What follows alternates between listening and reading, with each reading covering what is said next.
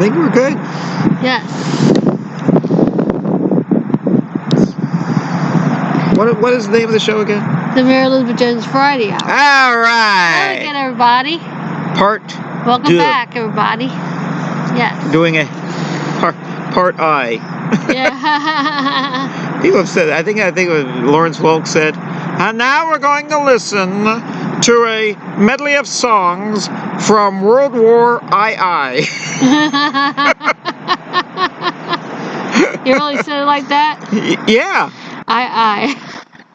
There's a famous one where when George V died. Yeah.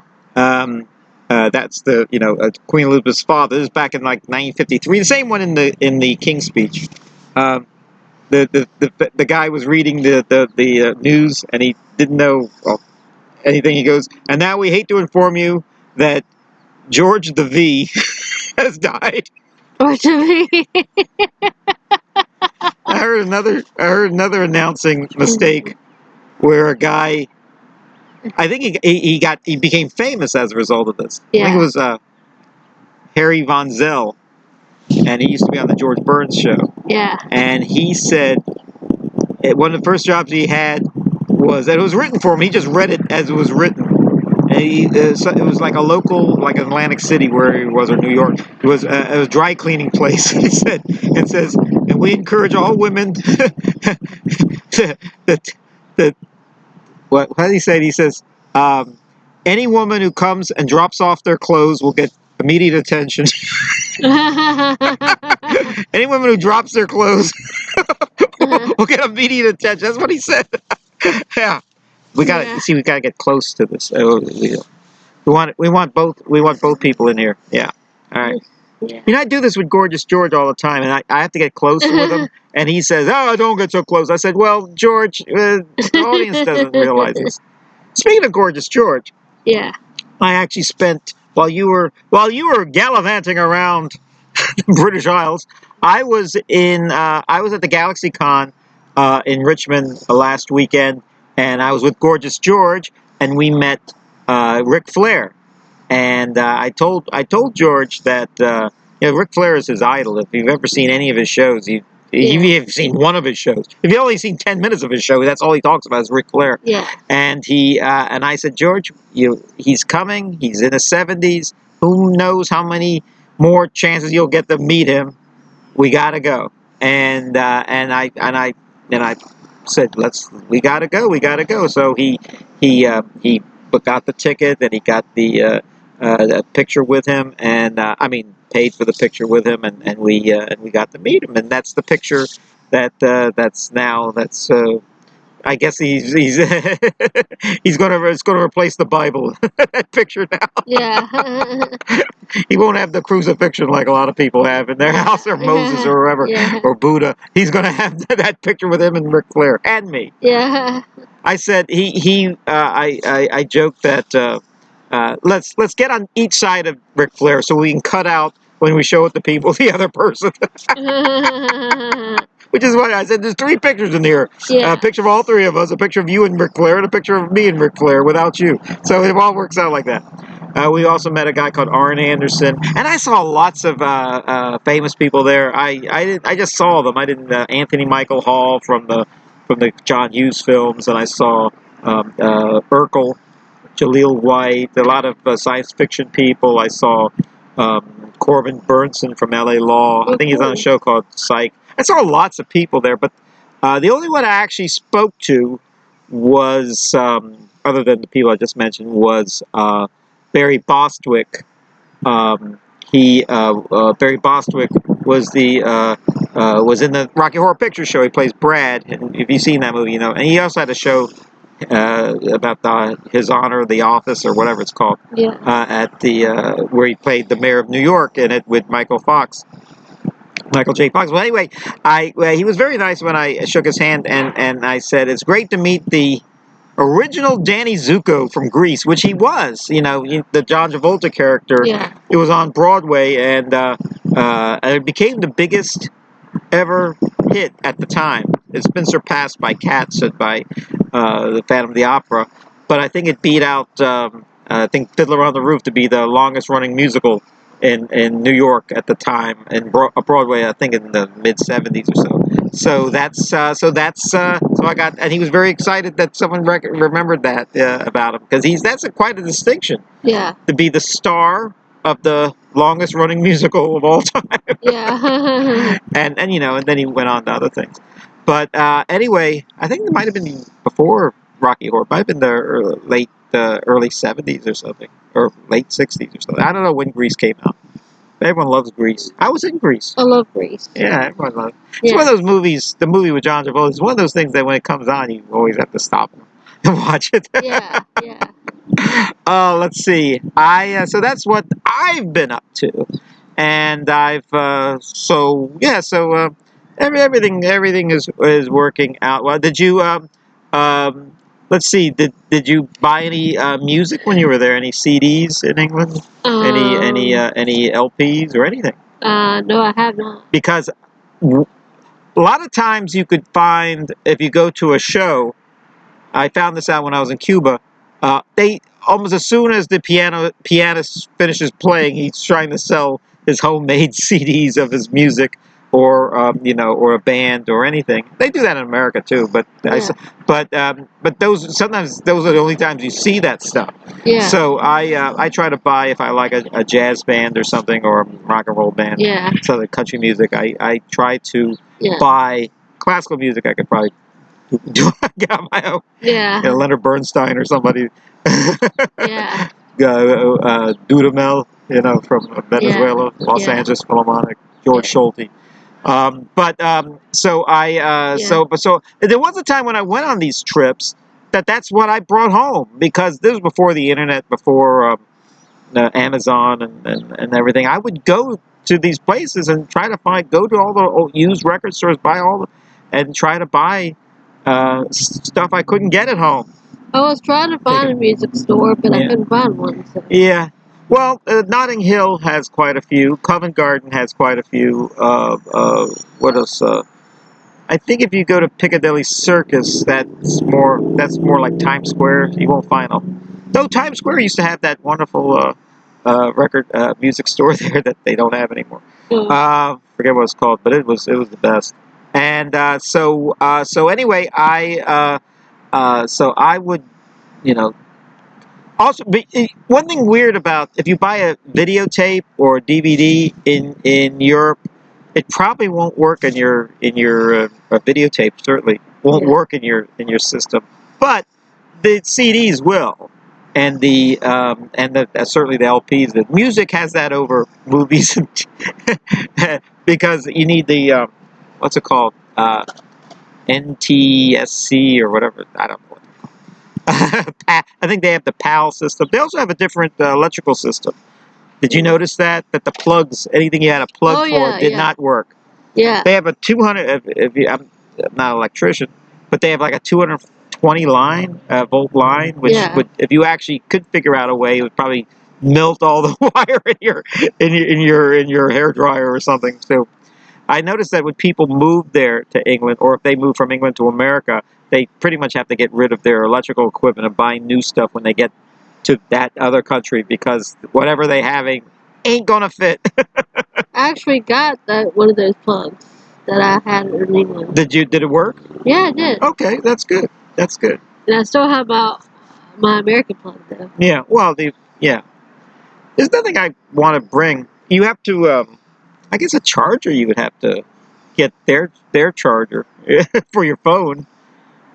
Usually when I'm on these trips, when I'm on vacation, so is my phone. Yeah. I find a cyber cafe, and then I send an email to a few important people, like my family and stuff, and then I say, "All right." Yeah. And what else? So so that's what and then when I'm on vacation, I don't really want the comforts of home. Yeah, I know. If I want the comforts of home, I'll stay at home. I know. But so anyway, tell me about any performers you've taken a shine to recently that we could talk about. Mom's Mabley. Moms Mabley. She is so funny. Okay, what do you know about Moms Mabley? A comedian. What about her? She danced with Sammy Davis Jr. She danced with him? In this movie. I forgot what it was called, but it was really funny. I don't know that movie. It was back in the 70s, I think. You mentioned, when we talked about this before, we talked about a movie called Amazing Grace. Yeah, that one. Which is the only movie I can think of that she starred in. Yeah. She might have been a supporting character in other movies. But I used to see her. What's kind of neat about that movie, Amazing Grace, you know, she I can't really imitate her, but she talks like this, and she talks. There's a famous joke that's attributed to her. A lot of people claim to have said this, but in fact, everyone has said this probably. If someone they know died, they didn't like him. I think the way she said it, and you'll know the joke when I say it, is it says, you know, my ex-husband died, and it's not. You should never say. You should only talk good about the dead. My ex-husband is dead. Good.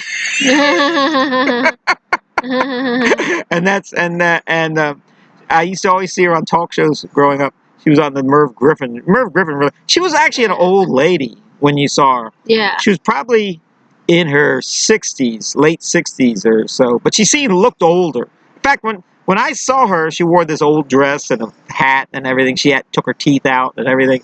And I guess you were laughing at her almost as soon as you were laughing at her almost as soon as before she even said anything. Yeah. Whoopi Goldberg narrated a documentary about her and told about her life before she was famous. Yeah. You know, just a typical performer, but wasn't until she got old and got the breaks.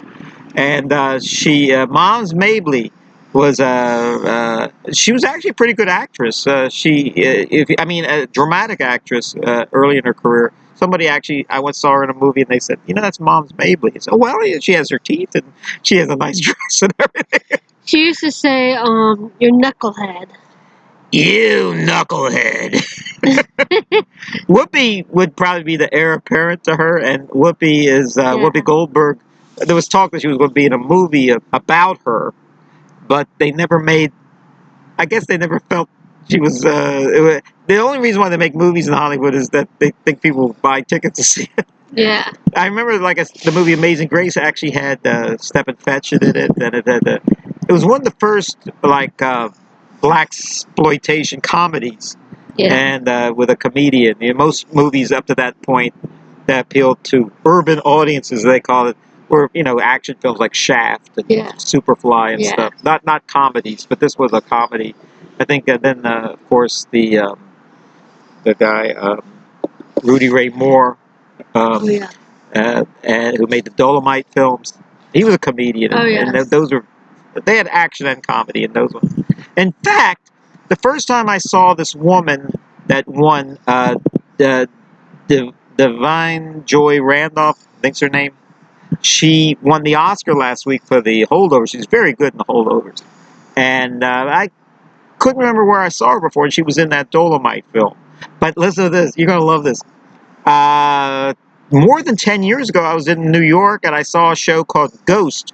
Speaking of Whoopi, it was a movie about the Patrick Swayze movie, and the character the fake psychic that was played by Whoopi Goldberg in the movie was played by that woman, and I did not know. I saw her sing and dance and everything. I said, I don't remember her. And then I saw her. She's actually a much bigger woman now. When I saw her, she was, you know, a regular sized woman. It's a lot changed in 12 years. The Oscars were good a couple of weeks ago because the Oscars, they actually told the winners, don't just yammer on about your publicist and your agents and your people don't care about that. So have something kind of inspirational and nice to say. And the four winners, Robert Downey and the Divine, I think it's her name, Divine Joy Randolph and who else won? Of course, Cillian Murphy and one of the best. And she won again, Emma Stone. They all just gave kind of uplifting speeches in it rather than just mention. I think when you win an Oscar, the only thing you should mention is your family. Yeah. Yeah. There was a famous one. I made a movie with Hilary Swank, and she famously did not mention her husband. Yeah. And then as a result, Not as a result of that, but they eventually got divorced, which didn't surprise anybody. Oh, okay, okay. I think Sally Field won, didn't mention her husband, didn't mention Burt Reynolds. Yeah. I think Tom Hanks won and didn't mention his wife. I think somebody else, the Italian guy who won for Life is Beautiful. He didn't mention his wife. Yeah. And then they all won. They all got to go up a second time. So maybe that's a clue. They all won second Oscars to correct all that. I think so. Yeah. Of course, they remembered the second time. Tom Hanks, and then Hilary Swank, and Roberto Benigni, and that's who I was trying to think of, and Emma Stone. I think Emma Stone's a good girl. She mentioned her husband both times. Yeah, yeah. Let's see, and so that's Moms Mabley. Yes. She's actually on the you can find it online. It's pretty good. It's on YouTube. It's the first episode of the Merv Griffin show when he started on CBS. He moved to compete against Carson, and his guest list was really wild. It had Woody Allen. Moms Mabley was the first one, but the last guest is most interesting is Hedy Lamarr, who never appeared on a talk show, I think, before or since. And I think that might have been her last appearance in public ever. Hedy Lamarr, of course, they've made documentaries about her scientific know-how and her... she invented the internet, supposedly. And she of course, was an actress, the most beautiful woman ever in a movie. Hedy Lamarr is in there. So check that out. And who else you been paying attention to lately? Lily Tomlin. Lily Tomlin. Yeah. What can you tell me about Lily Tomlin? She was on the Dick Cavett show. I know what happened. Yeah, tell the story. And she was dancing to this cheerleading song or something like that. Oh. Well, no, actually, what I remember about Lily Tomlin, she famously did something on the Dick Cavett show that was truly amazing. She was the guest, and she told her jokes, and she was, typical nonsense these talk shows have with Dick Cavett. And then the next guest was Chad Everett, who was an actor on a TV show called Medical Center, and he was talking about his wife, and he says that he was being nice. He was trying to be nice about his wife, but he was saying, I like the Jared talk commercial. I think I'll keep her. I think she has potential. I run her life, and something. He said something really kind of demeaning, and she just got up and left. She was kind of a feminist in those days. I think she said, I got to leave right now, but thank you. And she left in a huff, and Dick Cavett was kind of surprised, and I think there no yelling was involved, but she just did not want to. She did not want to be there while this man was saying these demeaning things about his wife.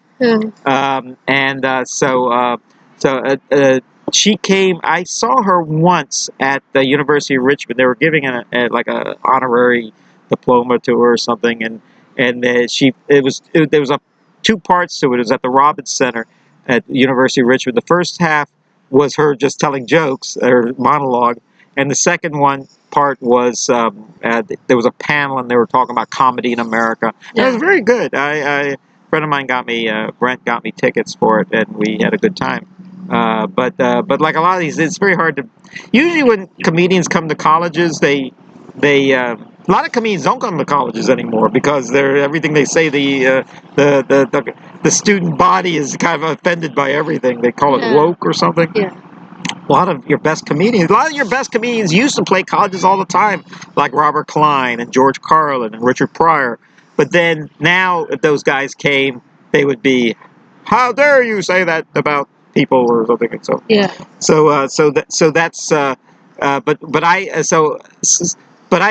we went to see. I remember last year we saw Tina Fey at UVA. It was funny. Yeah.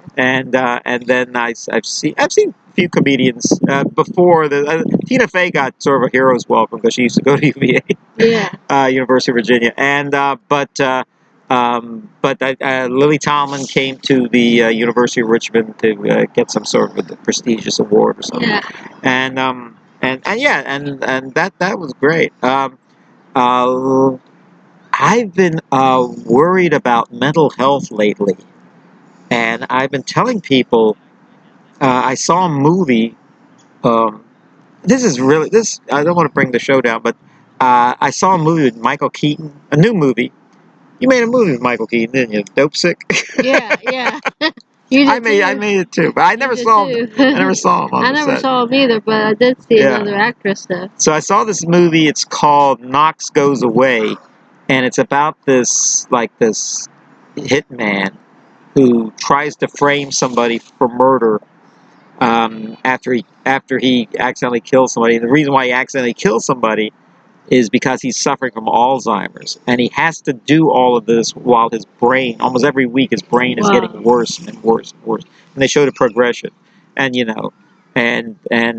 will he succeed in you don't really know what's going on in this movie, but it's starting to wonder about it. And that's something, you see old people, senility and Alzheimer's and dementia, and these are pretty strong people, and you hate to see that happen to people. Yeah.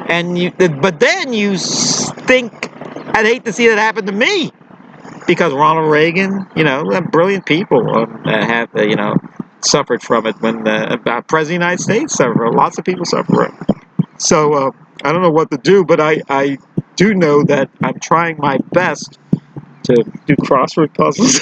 Yeah. Watch Jeopardy. Yeah. Yeah. Try to keep up with things, Yeah, true. Remembering lines for plays. I mean, remember when you're doing a play. Yeah. And sometimes I think all that stuff, I don't know if it helps, but I hope it helps. Yeah. I can't imagine, because a lot of these people who have it, could be doctors. There's no cure for it. There's no reason why that. And I was always wondering how, there's people will have a. Well, I'll give you a good example. A lot of old people, like they will suffer some problems, before they die, but they're also physically bad, and they're everything hurts on them. They're dying, or they're diminishing. And then I notice that, like, if I'm having a bad day, like with a headache or something, I can't think straight, and then they can't think straight. But I don't think with them they bounce back very well from it. So that's so I'm doing all I can to keep sharp and everything. And I'm so far so good, but you never know. Which almost some people are like younger than I am. So I'll be turning 50 soon. So that's why I'm thinking about these things. The big 50. Yeah. So you start to wonder. I heard a line in Network. You're closer to the end than you are to the beginning. But I'm going to be running in the race next month. So that should be good to. So, and I'll be in a play next month too. You're going to be in a play? Okay, what's the play? It's called The Enchanted Bookshop. Oh yeah, we talked about it. The Enchanted Bookshop. And you're also I'm also going to be in Willy Wonka and the Chocolate Factory in May. Well, and this is the musical with the Candyman and all those other songs. Yeah. Yes. Okay. That's going to be great. Yeah. Pure imagination. Yeah. So you keep your mind sharp. I'll keep my mind sharp. We'll you're coming to see me too. I hope so. Yeah. I hope so. If they. Yeah. Sometimes they say your money is no good around here. Well, I'll sit in the back. I'll stand around. I'll take pictures. No, we don't. We got enough pictures. Yeah. Well, anyway, thank you for inviting me to your welcome home party from England. It was great. Yeah. I'm Kaye Lazar. Thank you. Thank you all for tuning in. I just want to say thank you all for tuning in. God bless you all. What's the name of this show again? Mary Elizabeth Jones Fry. Ah, yes. Thank you for tuning in. May God bless you. Take care. Bye.